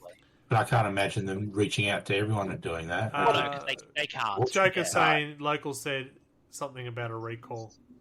Yeah. Because Yeah. I'm spending that sort of money and it's wrong That straight off early. the bat. It's not even Yeah. days later. It is that's not Yeah. misspelt or that doesn't have a keyword or that doesn't have that. Yeah. So for those who don't have the Warhammer app, if you go to the Warhammer community page, go to downloads, or actually just on the Warhammer community front page, it's around about maybe a quarter of the way down the front page, and it says 40k index updates. It's been a few weeks since, and That's You their go to version that. of the spelling. It's not a data slate balance. It's just no, it's not. we can't spell. We've fixed that.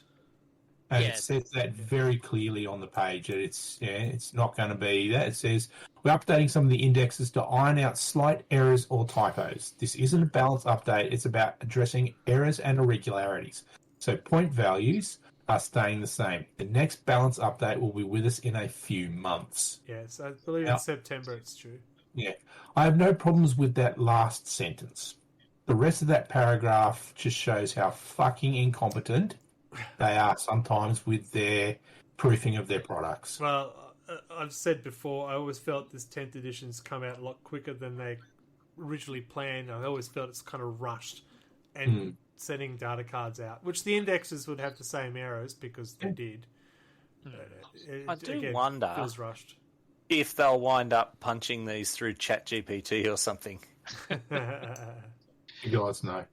Um, I've said this before, and I'll It'll be say it spelled again. properly. Oh yeah, well it makes sense. Because No, AI doesn't mess up the spelling. It might It'd print be- them in Swahili or something, but you know.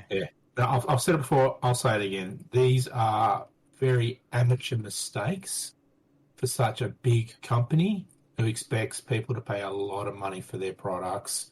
Having been on this type of proofing for D&D 4th edition, yes, the edition itself was absolute shit, but they paid a lot of attention in getting this type of stuff right. How long has it been since these cards came out, Greg? What do we work out? 4 or 5 weeks? Yeah. About that. And they've got 8 pages of stuff to fix. I'm looking at the Alderi. Holy crap. There's a lot of errors there. Yeah. But I mean, you've also got to consider that, you know, the lead time for that being produced and sent off. Again, that's why I feel it was rushed. Still doesn't hold to me. You're talking about a multi-billion-dollar company. This part could have been compartmentalized and sent out for review. If you look at video games, you'll see the same thing. It's this get it out, fix it later attitude that you're seeing in a lot of industries with lots of money, but they don't give a shit because they have the capacity to do a live correction later. And I like that, Mike. That is a brilliant example because the video games are beautiful. You can push out a patch. Yeah. Does it cost the end user anything? Nope. No, but And it's the same now that they're releasing constant updates, they can do the same thing video games do. They can push it out and then just patch it. except if you bought $45 physical data. Yeah. That's the bit that's the only bit I'm sort of going, Yeah. I've just spent a lot of money and it's already wrong. Yep. Yeah. It's the same thing I've said about codexes and stuff like that. It's good that we get more updates, and I like that. You know, you don't spend 6 years with a bad codex like you used to. Yeah. But they do fuck it up sometimes, and then your codex is wrong. It almost immediately, says the man with 2 Votan codexes. Yeah.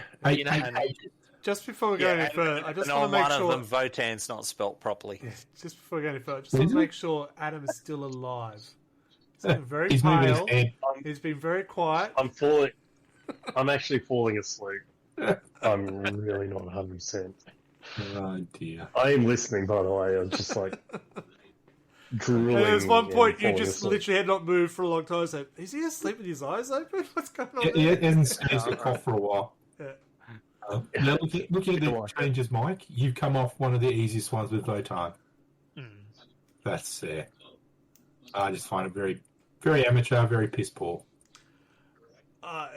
As I said, it's the physical stuff you can't get a digital update for. That's the bit I sort of go, wow, how do you make that mistake? And that's an expensive mistake for people to have. They're probably going, haha, you guys have just bought this, but we're putting digital updates all the time. So Does anyone remember, I think it was the late 90s or the early 2000s, where they did put an errata in the White Dwarf, and there was a little bit that was like, cut this out and glue it over your codex, so the bit's right. I vaguely remember that. That's awesome. I love it. I think actually when I think about it, they did that with D&D 3.5. They did a few very minor ones, and there was a page in the Dragon magazine. Rip this page out, slot this one in instead. I recall that being like one of the White Dwarves. Back when White Dwarves often had a page that was like, cut this out and use it as a template to build this terrain we're doing. Or Now, for me, with these ones, I will go and look at those new and updated index cards, and I will go and print out those 4 pages or whatever I need to print out. I do feel sorry for looking at their Space Marines. That's not looking pretty. Looking for the Death Guard to get a few changes there, Greg. Oh, no, the Death Guard's got very small. They've added Deep Strike to Demon Prince and put pistols keyword, and that's essentially it. Yep.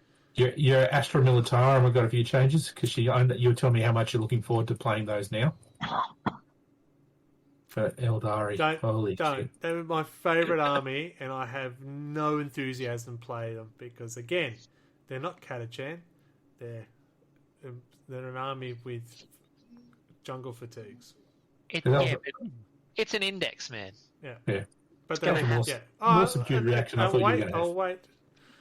But I'm just not enthused to put them on the table at the moment. Yeah, the Catachans really, really got a bad rap in the index from what I heard. Let's move on, shall we? But if you're Death Corps Krieg, that was where it was at. Not bitter at all. If you have a planet that's blown up, you get all the good stuff. Well, it gets scattered all over the galaxy. Isn't that going to be Terra very soon? I do love the fact that Tyrants won in the world event. That is awesome because the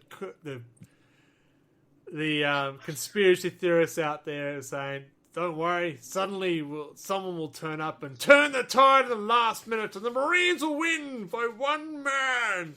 No. In the conspiracy theorists' defense, GW have done it before. Yeah. One of the early Chaos invasions, They were like, yeah, we're going to use the remember real that. results. Yeah. And I know multiple people who worked at Games Workshop who knew what the results were and were like, that is not what they did because Chaos got to the borders of Kislev and was dead stopped. And they just lost the campaign immediately. And the head office went, yeah, nah. And just didn't. So that is good. And now we get new Tyranid models. Don't they look absolutely amazing? They do. Though the flesh cape is weird. Yeah, I'm not a fan of the flesh cape. I'm like, this is dumb. But that new giant Frank guy. Brain one. Yeah, yeah. The one is as tall as it's like an Wraith Knight. assimilator or something. The Thictor. The Thictor. The Lictor who's got like the leg up. And the... Oh, yeah. I actually meant the one who's the size of a Wraith Knight. Yeah, the Norn ambassador Yeah, and the Norn, whatever God. it is. Assimilator or whatever it was. Yeah, that was a very fucking cool. Oh. I'm so badly tempted to Same. do I sort of an go, edition again. Adam's got that half box. No! I do not need a number 7 army! I can paint my Hyrule. I could It's finally interesting paint my that- Hyrule. Gene Stealers are now all the Gene Stealer cults type. I love the Yeah. new look of the Gene Stealers and the Tournament Against Hormagaunts. They all look amazing. I love how you get a Ripper Swarm in every box too. I mean, you But were for a while. you'd always have, Okay. like Hormagaunts, Termagants, and Gene Stealers always had the Rippers in them. Okay. Yeah, they had different Ripper sprues, so you got different. Yeah, so like variety. these ones here are the Gene Stealer ones, and they got like little beaks, which you probably can't see because No. my camera's kind of shit. But And we're also a podcast. so yeah, but yeah, and the ones without beaks are the ones that you get with the Gants and Gaunts. The only problem was they never gave you any bases for them. So I wound up having to go find some 3D printed bases because I had nothing to glue them to. Nice. They look amazing. I'm very excited. A little concerned when they said that we're legendizing these Space Marines to make room for new Marine models because they need more. Yeah. Oh, 100% they need more. Well, yeah, Because they need, haven't gotten you to buy the entire army yet.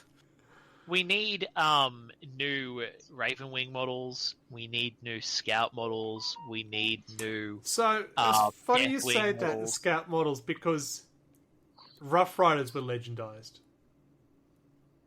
Now they're back in the index. They came out with new models and stuff. Yeah. Yeah. So doesn't necessarily mean the snipers are actually gone for good. It could be just a change. You're going to need Well, more I think models. they'll just evolve to Eliminators. Oh, yeah.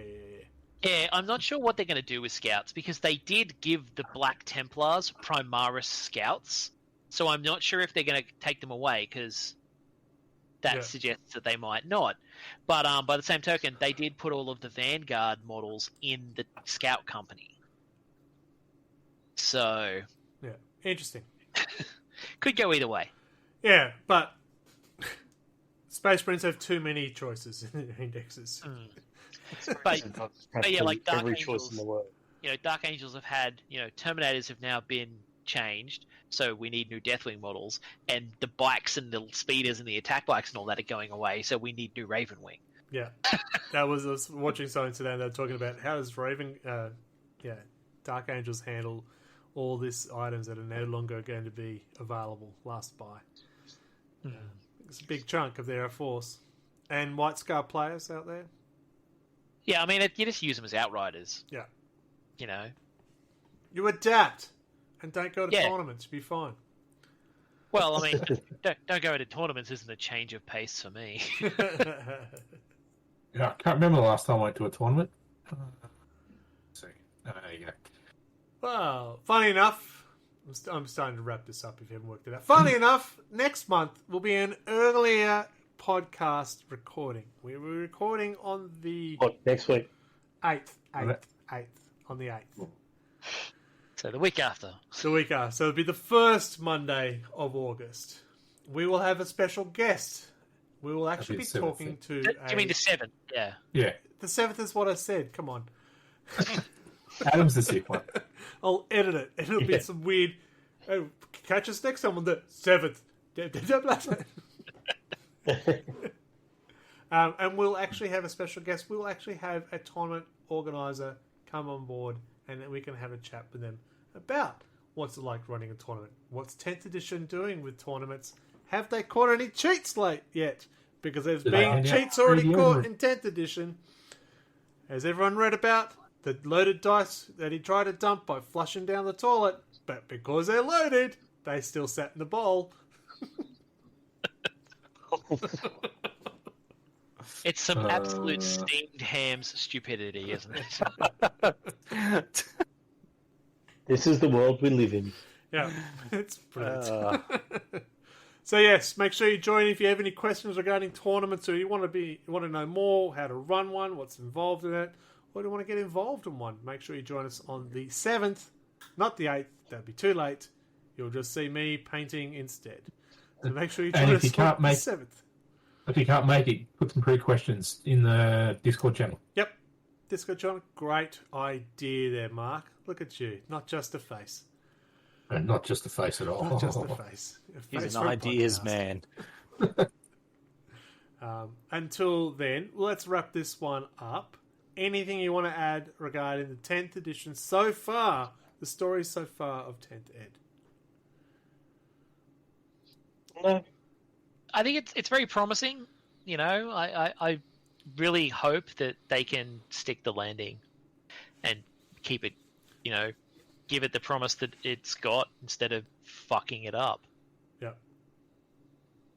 Yep. Yeah. Just don't fuck it up. You're going to commercialise it, but don't over-commercialise it. We know the indexes are coming, but don't just keep spewing stuff out. Yeah. Don't overcomplicate things with the codes. Yeah, like they did with this. But give the power creep at least a year before it comes in, not every 3 months. Yeah, you know that's never, ever going to happen. Oh, I know. At least loop us up first. Always time for lube, as our old friend Matron used to say, Greg. Yes, that is true. We're a very close relationship. People who work in hospitals are good to know.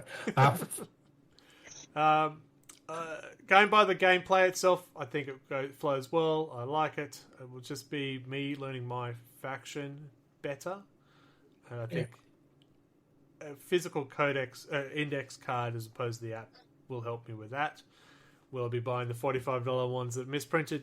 No, I will find an alternative. I have found an alternative. Most people have found alternatives that I know of, but it is. Have they actually released like the PDF corrected ones? Remember they did that ages ago. All of the free PD indexes they're On updated. that Warhammer downloads. They were out Yeah, before okay. Leviathan dropped. Yeah. The only two things that haven't had an update are the Chaos Knights and the Tyranids data sheets. Everything else has been updated with spelling errors, data fix-ups, whatever you want to call it, including the index cards, which give you a list of everything that's been fixed. Except for NIDS, which is the one that I kind of want. But that means they didn't have any issues. No, they didn't. Yeah. Yeah, they This is didn't have not any mistakes. it's not a. Oh, It's okay. not Well, balanced, in that It's case, just editing. Yeah. yeah, I don't know what people's problem is. on the topic of like, you know, how they've done just that last thing, I'm really happy with how many free rules they've put out. Yeah. You know, the indexes, the Imperial Armor indexes, all of the combat patrol rules. You know, I've got a huge folder full of these free PDFs of 10th edition so far. Like, it's really, really cool. Yeah. That they like threw all of this stuff up there. Yeah, they fucked it up by doing it too quickly and didn't proofread them, but they've produced a lot of documents and given them out for free. Yeah. That's like a nice change of pace. It was the AOS model that worked, and I'm glad that they did it. I really am, because I didn't want to go out and buy a bunch of books just yet. Yeah, because I remember what AFED indexes were like, and that was a bit shambolic. They were a bit dire.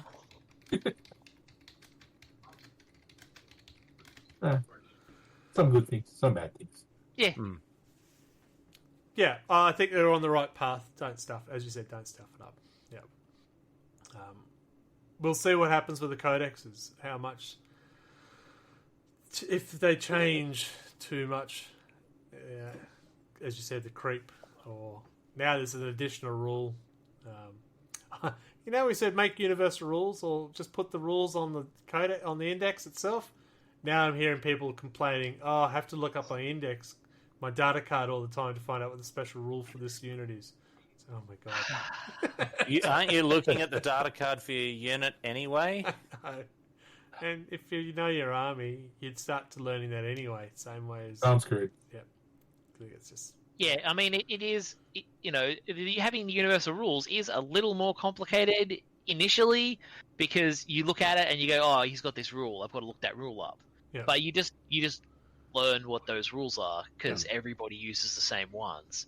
And then it's not like, oh, yeah, but what is this, what does that unit's version of that rule do? Because this unit has a similar rule, but they've got different names. They do different things. If you're new to the game, I could see that maybe being a complaint. But a lot of these dudes who might be whinging about this are, like this isn't their first edition, No. Well, like, dude, if you know what Deep Strike does. it's more Get your hand off it. like It's dudes who's played as many games of Tent as me who are complaining about it. No, If they played a bunch, they would know. Plays a lot. It's more Intercessor's got a special rule. Assault Intercessor's got a special rule. Heavy Intercessor's got a special rule. That's the complaint. Not so much the lethal hits, devastating wounds, and stuff like that. Yeah, but I said, again, okay, I mean, don't choose it's 14 million different data cards then. Well, it also is read the freaking data card. Learn your army. Unit does. Yeah. Oh yeah, that Hellbrute thing, by the way, it's different. Only the World Eater does that. The Chaos Marine one is a completely different special rule. Yeah, Death Guard one's different again. So yeah, they all have a different one. Which is good. Flavor is good. Yeah. Yes. Mm-hmm.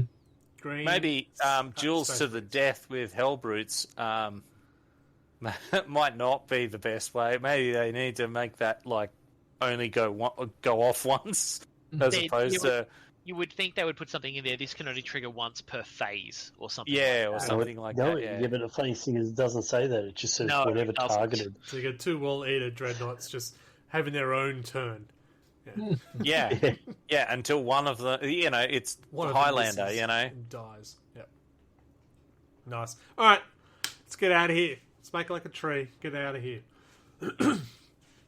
As I said, next month we will have a tournament organizer with us. So have any questions, put them on the Discord or bring them to the recording. That is on the 7th, not the 8th. Who said the 8th? What an idiot. 7th of August. Kick them out later. So that is on. I am still study free for August, so I will try and get some actual games of 10th edition being done live on the stream. I'm looking at Michael, and Adam who'd love to volunteer to have a game. Yeah, Mark, pick your friggin' act up. Fuck's sake. I do plan to make a concerted effort to play more games in the coming couple of months. To get that. It's frustrating. I'd like to play a game. No, just because I want to play games. I've already played enough games to get the wooden spoon. If I play more games, I'm at more risk of not getting the spoon. That's right. I'm well on line to take that wooden spoon away from you, Mike. Yeah, because how many? I've got 3 games on the ladder or whatever, so technically I could just stop. Find the fucking ladder. It's all about the ladder. That wouldn't be any fun. I've got to lose more than that. Yeah, my wooden spoons are right here. Molon Labe. I got a new design for it. Let's get out of here. If you want to support the podcast, that'd be great. I'd love it. Thank you. You can either subscribe to Red Belly's Twitch stream, or you can actually go to Wobbly Player Syndrome site and either donate or subscribe to that. That'd be wonderful. It does help us give you this beautiful presentation and content that we all love, and the wisdom that is brought to you by, well, not me. These 3 will do it. 3, I know. I'm with Silver 10. Work out the other That one. ain't me. Yeah. If that's not enough to put money on us, I don't know what is. You can also buy merch as well, like the red belly jumper I'm wearing at the moment, because it's cold at the moment down here. -6 overnight. I was excited. Apart from that, you can always join me on my regular hobby nights on Tuesday, Thursdays, here on this channel, Red Belly, I should say, because you'll be listening to us, Red Belly, on Twitch. I'm looking at you. Monolith has an Instagram. Yeah, occasionally I do put stuff on it. I'll be updating it very shortly with my latest pieces of crap that I've done. So that's monolithic stuff. That's about it for me. Adam's got one as well. There's Pronto 40k. I've been rather quiet lately. He has. I had to search for your stuff to put on tonight. Yes. I failed with the other mark, though, apparently. With his tank day. And Red Belly Black on Instagram myself. I feel I'm going to close my Twitter account, so I won't publicise that. No, it's not Twitter anymore. It's X. That would be the reason. That was the reason I said, you know what? I think I'm done. Yeah, I literally haven't logged into Twitter since he confirmed he was buying it. Yeah. You guys had a Twitter to begin with. You're a step ahead of me. RLG has one Yeah, too, I've just but been I watching don't the expect dumpster much. fire. Yeah, it's been an interesting world. We'll use threads now. How the hell does Do that we? work? I don't do that either. Yeah. Don't know. You can also find us on Facebook, RLG40K. That will get you there, and we'll have some posts. I believe Michael just posted up something recently. I'm assuming it was you, because you were excited about something. Yeah, it was probably me. I posted something. There I you did go. tag it on Radio That's Mike. the sort of content you'd be reading. I'm going to go look now. It was about something that happened. Hang on. I'll tell you what you did. Yeah, that's right. While that's happening, Tales of Lost Souls begin the mourn the passing of several firstborn Space Marine kits. there you go. Yeah, that's what it was about. There you go. If you do jump on our Discord page, you will see the voting is still going on to find out what the helmet should be on my cast night. As I said, it is tied at the moment with the Salamanders and Blood Angels. And if it becomes a tie, I know what it won't be. Yeah. Salamanders, yeah. Angel. So go on and vote. I'll leave that open for quite some time because I haven't rushed to finish the damn model. So, anything else, folks? I think we're done. I think we covered it all. Same time. Cool. Let's get out of here. I'm going to say goodnight. Adam's going to say goodnight. We've got to wake him up first. Hang on. He'll start snoring. Yeah, I'm very close to it. Good night. Good night. Mark 1. Yeah, night. I'll claim Mark it. 2. Night. Alright, thank you for joining us, folks. We'll see you next month on the 7th, in fact. Don't be late. Radio Mike, take us away. So, what's the verdict? Well, it's a bit of a mixed bag, really. But one thing you can sure rely on, assuming Nurgle doesn't fuck us over, is that you can join us next month for more Wobbly Player Syndrome!